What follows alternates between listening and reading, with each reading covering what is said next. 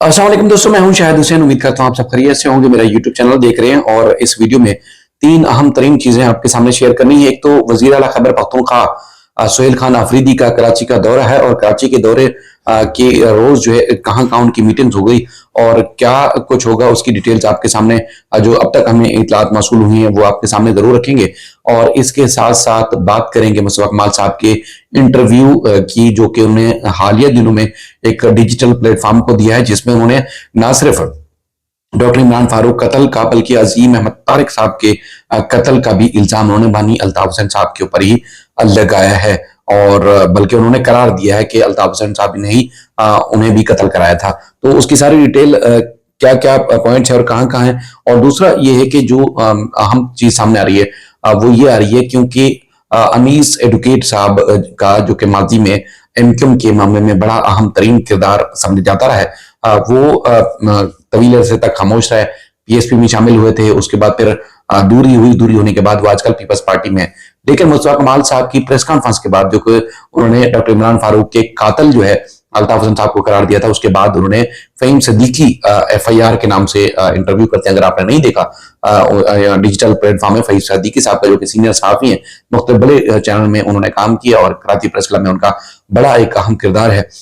उन्होंने जो है अनीस एडवोकेट साहब का इंटरव्यू किया था।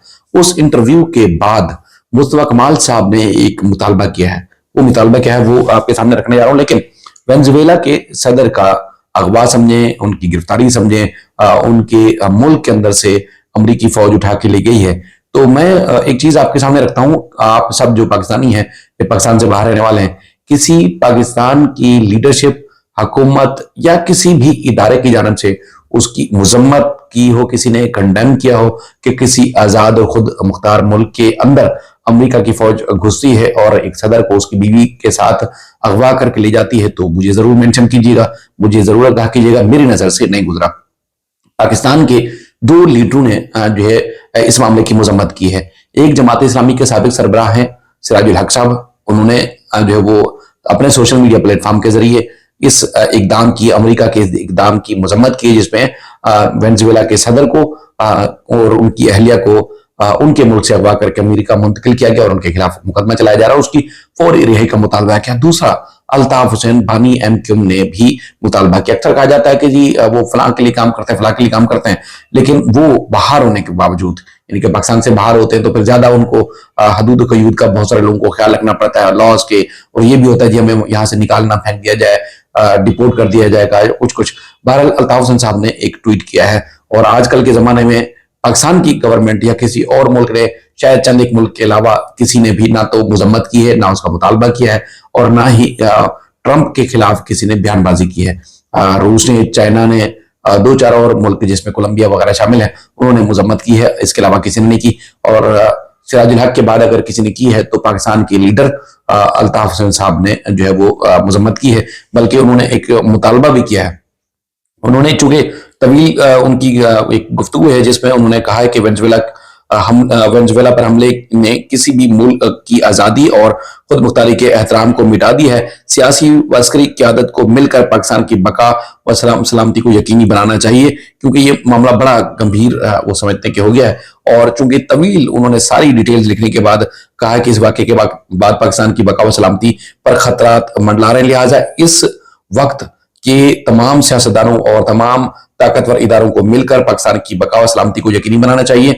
वक्त का तकाजा है कि तमाम सियासी व अस्करी क़यादत को एक जगह बिठाया जाए और पाकिस्तान की खुद मुख्तारी को लाक खतरात से निपटने के लिए ठोस इकदाम जो किए जाए, उसकी हिकमत अमली बनाई जाए।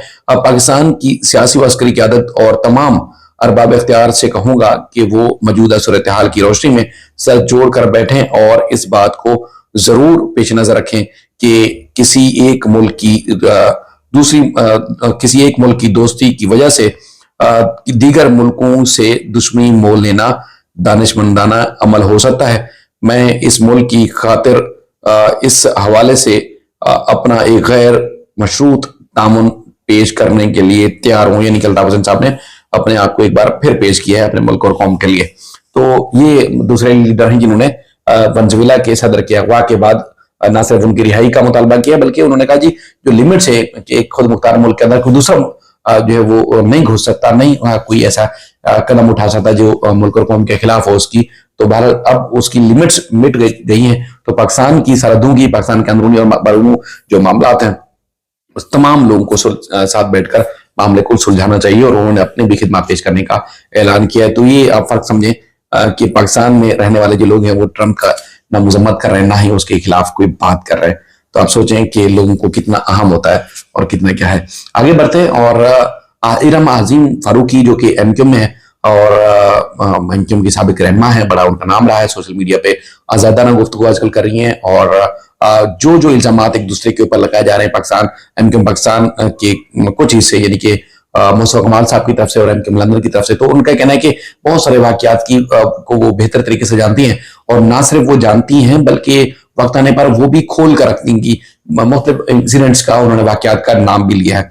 अच्छा, एमक्यूएम पाकिस्तान डॉक्टर इमरान फारूक के कत्ल, यानी कि अगर आप बात करें आप खालिद मकबूल सदीकी साहब, डॉक्टर फारूक सत्तार साहब, हैदराबाद रिजवी साहब या दीगर जितने भी सीनियर रहनुमा है, उन्होंने डॉक्टर इमरान फारूक के कत्ल के हवाले से अब तक किसी के ऊपर इल्जाम नहीं लगाया। लेकिन अल्ताफ हुसैन साहब से उन्होंने अलहदगी का ऐलान जो किया था उस पर वो कायम है। उनकी बॉडी लैंग्वेज देखें या उनकी जितनी भी गुफ्तगू सुने, जिसमें उन्होंने कहा था कि 23 अगस्त 2016 को जो हमने प्रेस कॉन्फ्रेंस की उस फैसले पे कायम है कि पाकिस्तान के अवाम और कौम के फैसले पाकिस्तान में रहने वाले लोग और पाकिस्तान से ही करेंगे, लंदन या दीगर ममालिक से नहीं किए जाएंगे।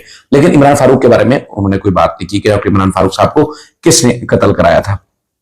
अच्छा, सूरत हाल ये कि आगे बढ़ते हैं, और आगे ये है कि मुस्तफा कमाल साहब ने एक डिजिटल प्लेटफॉर्म को, हमारे दोस्त हैं उनको इंटरव्यू दिया, और वो इंटरव्यू न सिर्फ वो बल्कि जनरेशन जी के हवाले से उन्होंने जो है वो एक लोगों ने सवाल भी किए और कहा कि जी मैं पहला आदमी हूँ जो जन जी के सामने खुद को पेश करता हूँ। तो वहां मौजूद जो लोग थे उनको तो मैं जानता, लेकिन उन्होंने सवाल किए और मुख्तलिफ सख्त और सख्त तरीन सवाल थे जिनके जवाब जो उन्होंने दिया, और उसके बाद फिर मुअज्जम जिन्होंने जो होस्ट कर रहे थे उन्होंने भी सवाल किए। जो मैंने सुना उसके हिसाब से एक तो ये है कि उन्होंने मुतालबा किया है कि अनीस एडवोकेट साहब को राह कत्ल करवा सकती है, उनको फौरी तौर पर हिफाजती तहवील में लिया जाए। अनीस एडवोकेट साहब पाकिस्तान में नहीं है, मतलब एमक्यूएम पाकिस्तान में नहीं है।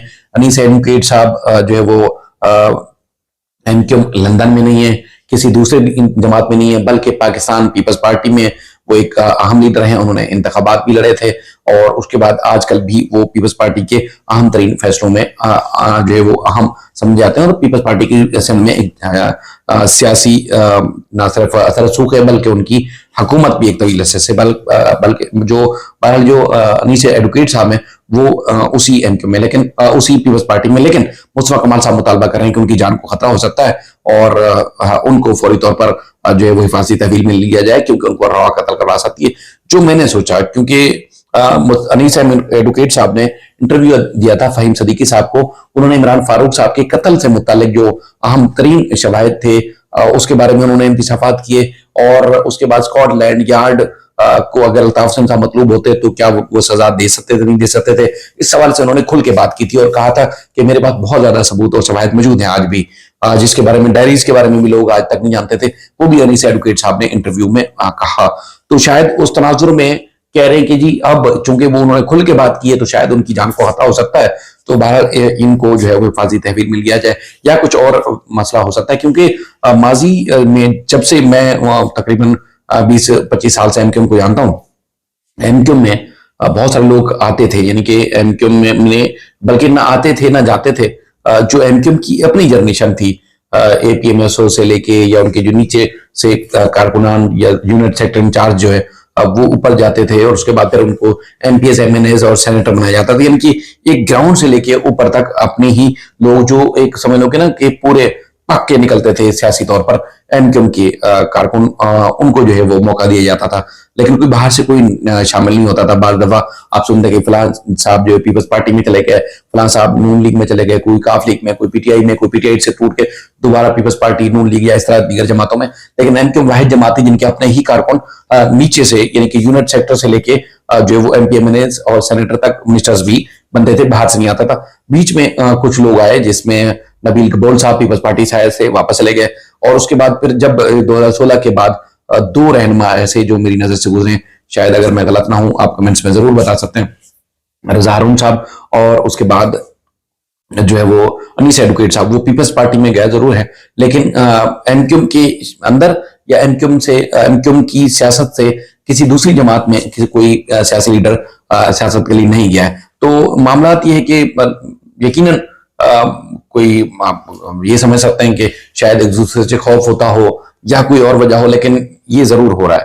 तो बहरहाल अल्ताफ हुसैन साहब ने एक तो जो बयान दिए थे उस तनाजुर में कोई फैसले हुए, तो बहरहाल मुस्तफा कमाल साहब का कहना है कि पीएसपी, चूंकि ये तासुर दिया जा रहा था कि 10 साल का मौका दिया जाता है और 10 साल के बाद जो है अगर कोई डिलीवर ना करे, जिसमें आफाक अहमद साहब का कहा गया या मुस्तफा कमाल साहब की पीएसपी का उनका टाइम खत्म हो रहा है, 10 साल पूरे हो रहे हैं और 10 साल में उन्होंने कोई डिलीवर नहीं किया शहर में, कराची, हैदराबाद और मीरपुर खास समेत दीगर जहां जहां उर्दू आबादियां हैं, उर्दू स्पीकिंग लोग रहते हैं, महाजर रहते हैं, या सिंध के शहरी आबादी के जो लोग हैं जो एमक्यूएम को सपोर्ट करते रहे, तो वहां उन्होंने कोई डिलीवरी नहीं दी, तो लिहाजा वो अब उनको मौका जो दिया गया था उन्होंने वो जाय कर दिया। तो अब किसी और तरफ देखा जाएगा, यानी कि ज्यादातर जो चांस था या ज्यादातर जो लोगों की राय जाती है वो अल्ताफ हुसैन साहब की तरफ जाती है। लेकिन मुस्तफा कमाल साहब का कहना है कि एमक्यूएम पाकिस्तान जो है मुस्तफा कमाल ही एमक्यूएम पाकिस्तान, यानी कि एमक्यूएम पाकिस्तान में ही रहेंगे, इसके अलावा कहीं नहीं जाएंगे।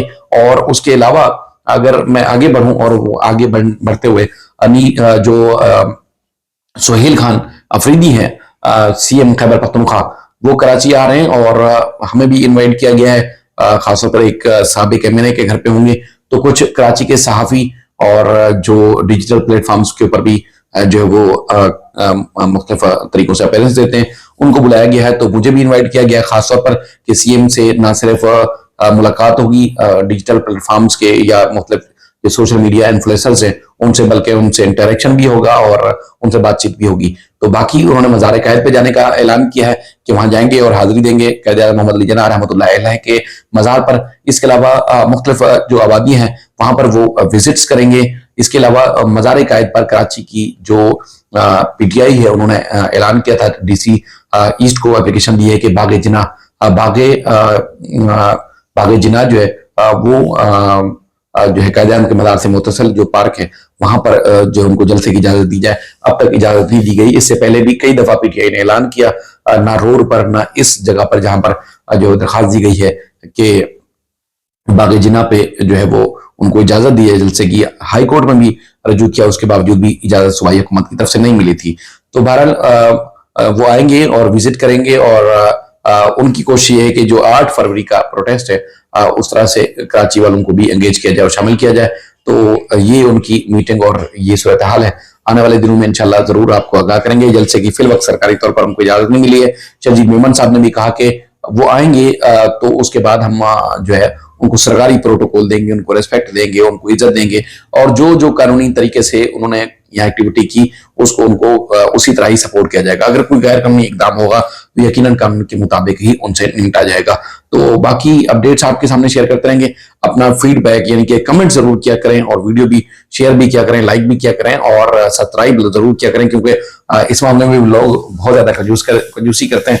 तो आप राय देते हैं तो हौसला अफजाई होती है और अगर कोई गलत चीज होती है तो हम उसको करेक्ट भी करने की कोशिश करते हैं। बाकी जो वीडियोज हैं, जो हमारा जिस तरह का कंटेंट है, इस बारे में लोग बेहद खौफजदा होते हैं और इस सारे खौफ के आलम में भी अगर कुछ चीजें आप तक पहुंचाते हैं तो इसका मतलब ये है कि वो जो खौफ के खतरे होते हैं ना वो मंडला रहे होते हैं, खत्म नहीं होते। तो इसलिए आपका बनता है कि आप राय भी जरूर दिया करें। अपना बेहद ख्याल रखें। अल्लाह हाफिज।